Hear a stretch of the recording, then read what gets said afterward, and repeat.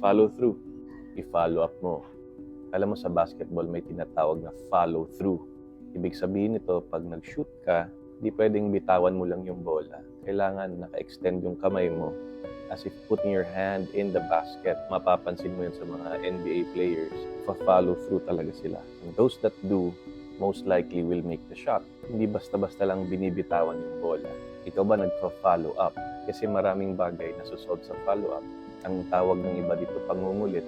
Pero really, there's no harm in trying to follow up something. In fact, yung tao, marami silang ginagawa at di nila alam anong uunahin.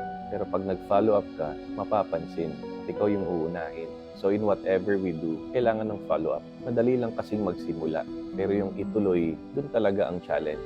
Yung closing the sale or simply continuing the work that you started, dyan ang labanan. Even in our prayer life, yung prayer mo, kailangan may follow through ng good works. Hindi pwedeng nagdasal ka lang, tapos wala ka nang gagawin about your prayer.